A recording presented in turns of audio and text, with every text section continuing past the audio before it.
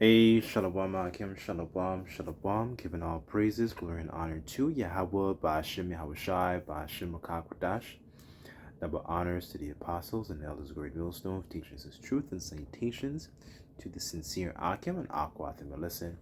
May the blessing of election be upon your house. My name is Raquai. I'm back in here with another quick and Lord's will is always an edifying lesson.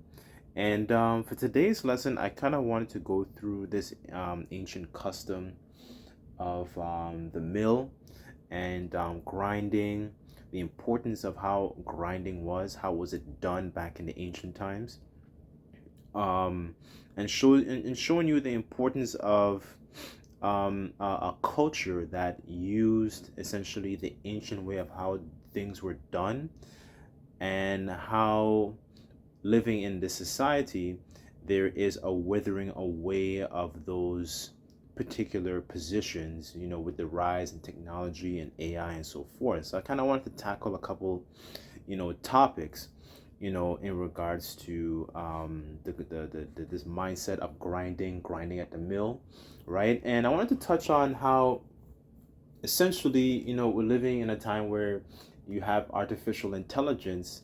It's basically starting to wither away at the economic fabric where they're taking over, people's positions, right? There is a cease, there's a cessation, there is a termination, there's an ending of these particular positions, right?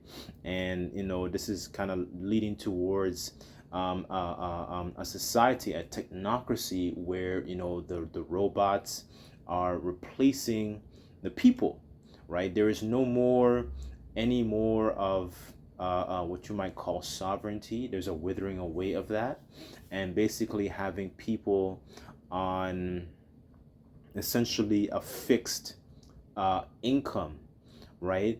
Where they want to be able to control the little bit of, I don't want to say resources, but a little bit of finances and resources that you have, right? So to be able to control the people, because they want to profess themselves and be like the Most High in terms of control, in terms of regulating the resources of the earth. And so that's pretty much my little introduction. So I kind of wanted to read a little bit about what is the sentiment of grinding, right? And that's something I find that a lot of our people, I should say, they normally would say it's within their spirit, oh, like I'm on my grind, right? So on if you look at the screen, on the screen is a man holding a kern. So this particular ancient device, it was used to be able to grind, what's it called, like grains. So you put the grains, so you have a stone above and then you have a stone below, right? So I want to read a little bit of this in this is a book I have here called Manners and Customs of the Bible, right? And this is on number 706, referring to the mill. So this is an ordinary hand mill. It's also known as a quern. That's I believe it's Quern, right? So this is an ancient device of how, bread, were certain things, which is essentially one of the principal things of a man's life, right?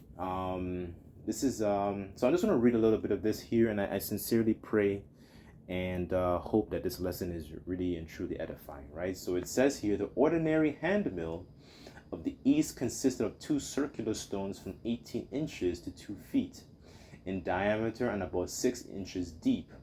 The lower, or the nether, is sometimes, though not always, of heavier or harder stone than the upper. So there's an upper stone, as you see in the image, and there is a lower one, right? And it says the upper and or the rider is slightly concave and covers, like a lid of a vessel, the lower, or the convex. And it says from the center of the lower stone, there rises a pivot, which the upper stone revolves. It says near the edge of the upper stone is a perpendicular stick, as you see on the screen here, or handle by which it is turned in the center of the hole of the pivot, and also for the grain to fall through upon the stone below, right? So then the grains essentially will be crushed. Because if you look at, when you're harvesting certain grains, like I'll just use wheat as an example. You have the actual like grain itself, like the whole grain, right? So you would take those grains, so to speak, and then you will crush them essentially down to like a powder, and that's what we use, what you call like flour today, right? And there's other ways to make flour, but wheat was just one of the main ways to actually use that to be able to make flour, because bread is a very common staple in our culture. Like, for example, the priests, they would have like the showbread, right? That was a very important portion of our daily lives, right? It says here, where was I? It says near the edge of the upper stone is the perpendicular stick, which it is turned at the center of the hole for the pivot, and also the grain to fall through upon the stone below. It says the lower has a projection and a part of the edge on 2-3 inches long, slanting downward and hollowed so as to carry off the meal. So it says here, the grinding of meal is usually performed by women and is very laborious. So this was a custom that was done by women in the ancient times. Like, women might be she might be a servant, or she might have been a handmaid, right? This is the kind of work they would do, right? Is very laborious. Sometimes one works alone, but usually two work together, sitting on the ground with the millstones between them, and both took a hold of the handle and moving it entirely around to and from them. The usual time for grinding is at early dawn, or else the evening in preparation for the following day. It says, here's a point as well. It says the stones, as they crush the grain, send forth a grating sound, which, though not very musical itself, is melodious enough to a hungry traveler, right? So I wanted to get this. Let me get just one precept before I proceed in the Apocrypha. And then I'm going to go to Ecclesiastes, right?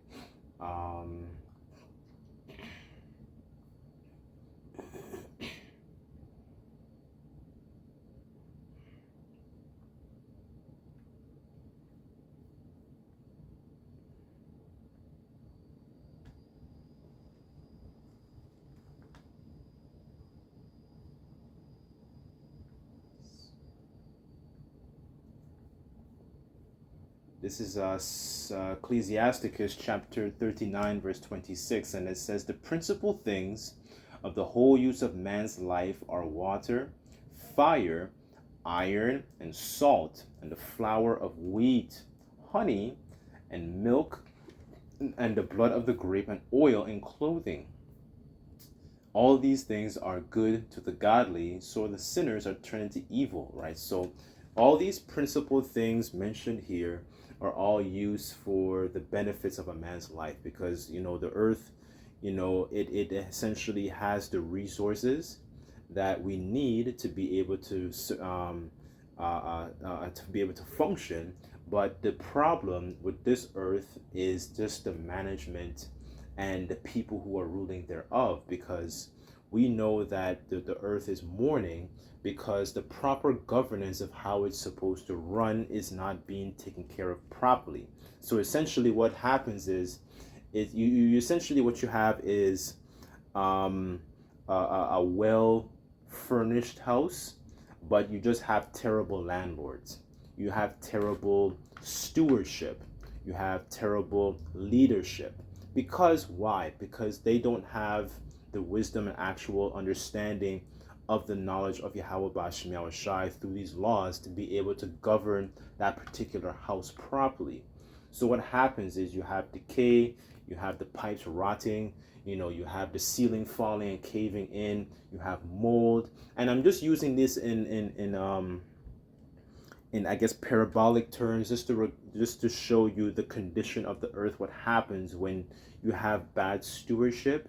So now, for example, you have people who are people who are essentially malnourished because certain laws are not being implemented. The soil isn't being taken care of, so you don't get the sufficient resources that you need for your body to be able to function, right? So all these things are essentially turned to evil, and the scriptures talk about how the knowledge of wickedness is not wisdom. Why? Because there is no fear, right? There's no reverence for the right and the proper way of how to actually govern the earth properly, right? Food is very, very important. These particular tasks were very, very important, especially in the ancient times. As a matter of fact, I believe there was an account, I think, with the prophet Elijah when the Lord basically shut up the heavens, and he encountered a woman and she fed him. I think it was bread also. Let me see if I can find that.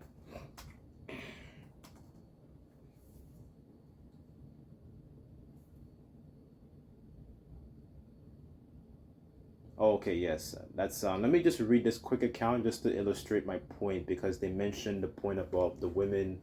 Although the music wasn't very melodic, the sound wasn't melodious, they would be singing. And this is the type of sentiment that was brought forth by the women actually performing these jobs, right?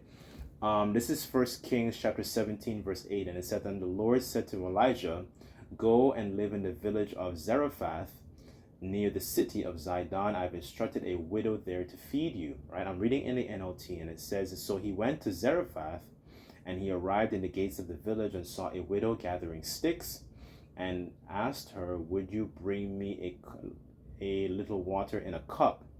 So she was going to get it, and he called to her, 'Bring me a bite of bread too.' And she said, 'I swear by the Lord Yahweh Bashim Yahushai, your power, that I don't have a single piece of bread in the house. I only have a handful of flour left in the jar and a little cooking oil in the bottom of the jug. I was gathering a few sticks to cook this last meal, and then my son and I will die." Right? So essentially, he was just in a situation where this woman here essentially was extending a sense of hospitality towards Elijah. But the Lord was looking out for Elijah when you look at the grand scheme of things, because there was essentially a lack of rain, if I'm not mistaken, during this time, right? um so um So going back to the grinding portion and that a cessation because of AI technology, I'm kind of covering a lot of points here, but just bear with me. You know, let me go to Ecclesiastes.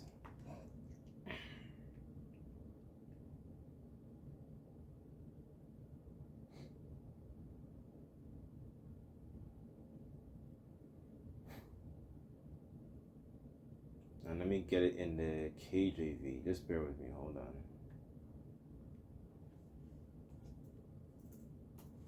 KJV. Okay, so this is Ecclesiastes chapter 12, verse 1, and it says, "Remember now thy Creator in the days of thy youth, while the evil days come not, nor the years draw nigh, and thou shalt say, I have no pleasure in them." Right? So, this is a very unique time, a very, very interesting prophetic times where, you have lots of rise of technology going on. You have the wars and rumors of wars brewing, right? And a lot of our people essentially are in that spirit. The Heavenly Father and His Son is not something that's at the forefront of their minds, because they might have certain kinds of pleasures and luxuries and so on and comforts of this life, right?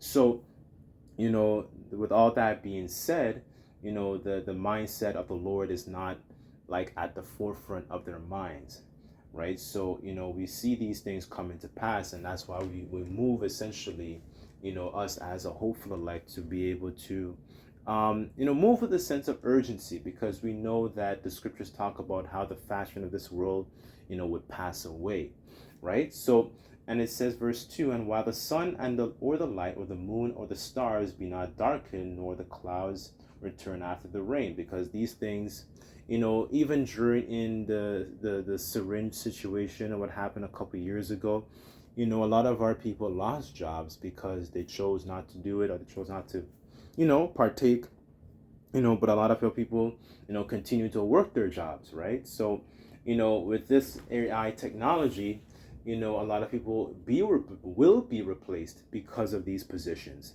right? So it says here, verse 3, in the day when the keeper of the house shall tremble, and the strong men shall bow themselves, and the grinders cease, because they are few, and those that look out of the windows be darkened, right? So this is the grinders, which I'm referring to here, because that was a very important portion of our culture back then. And you have fresh ingredients, but now you're starting to see with the AI technology today, you don't have a lot of these people performing these duties anymore. You're having essentially AI basically just replacing a bunch of people. You go on YouTube, you start to see AI versions of music, you start to see AI versions of what's it called? You have AI assistants. I was making a phone call yesterday to a business, and they had an AI assistant answer the phone. So AI is basically, you start to see that creeping in a lot more and more, where people are not no longer necessary. And that's the vibe of this technocracy, is that's what's going to breed forth, in the years to come, right? So that's why I wanted to read the first precept to, illustrate a certain sentiment of like, remember the Lord in the days of thy youth, because, all these, even actors and people who so-called made it. And, when you think about the upper echelon of our wicked people in Hollywood, even they are being, quote unquote, being affected and being replaced, right? And the scriptures say that to, seek the Lord while he may be found, right? And he can abundantly pardon, to roughly paraphrase. But because of these comforts and job and this all this fancy work, people don't have any substance on the inside, so they use it as a method to kind of compensate what they don't have. So they're using physical riches to compensate for the lack of spiritual riches, right? And the scriptures say that wisdom really and truly is the principal thing, right? So I'll read verse 4, I'm sorry. And it says, and the doors shall be shut in the streets, and when the sound of grinding is low, right? Because that was a sound that the women would normally, sing about. You hear them singing as they're grinding the wheat. You know what I'm saying? You don't hear that anymore, right? So you don't hear that anymore. That shows you that the economy is not where it should be. That's a sign of a thriving economy where the women will be singing and you hear them because they had jobs. But it's showing you from the decline of, okay, the ancient times, of how things were in the ancient times versus like now. You're starting to see a withering away of those particular jobs, right? And it says, shall rise up at the voice of the bird, and the daughters of music shall be brought low, right? So this is, high time to essentially wake out of sleep, right? Because these cushiony jobs, will be replaced by, AI technology, right? But on the other end, also, is this that Esau is bringing forth a perverse, wicked system that, you don't, take care of the citizens. And the scriptures say that an unwise king destroyeth his people, because how is it, you have, you're supposed to be the benchmark of so-called, I don't want to say the word righteousness, but the benchmark of, so-called equality. I'm talking on the world stage about the image that the U.S. promotes, but you don't actually take care of your own citizens, right? So I'm gonna get another one here because he's in the mind frame of trying to get rid of the people and still oppressing the people and taking their livelihood, hoarding the resources, to themselves. So this is going back into the point about that bread, right? That I gotta. Even our people say that today. I gotta stack. I'm stacking my bread. I'm stacking my bread, fam. You know what I'm saying? They say that to this day. They say that I'm on my grind. This is Sirach chapter 34, verse 21, and it says, "And the bread of the needy is their life, and he that defraudeth him thereof is a man of blood. He that taketh away his neighbor's living slayeth him, and he that defraudeth the laborer of his hire is a bloodshedder." Right? So this is the mindset of what Esau does. He doesn't take care of the citizens, and that's why when you read in Proverbs, the scriptures say that the when the righteous are in authority, the people rejoice. People are good. They're taken care of. Their needs are essentially looked after. They have abundance. They have certain things that they're able to, they have what they need to have. They have their principal things. But when you look at the nature of the American society, people don't, they're working twice as much, and they have very little to show for it, right? And that, also pertains to our people. One of the things that was very, very important, what the prophet Haggai was saying to our people, you essentially, you earneth wages, and you earneth wages to put it in a bag of holes.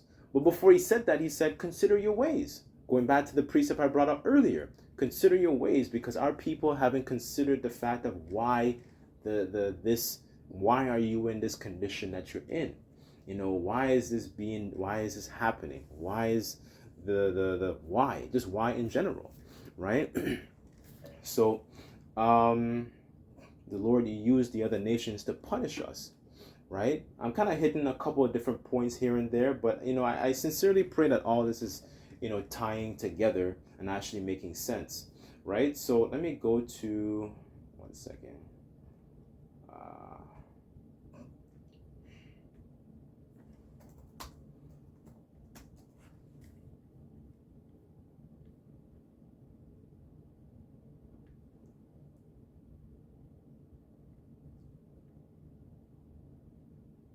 Okay, this is Job chapter 20, verse 22, and it says, "In the fullness of his sufficiency he shall be in straits.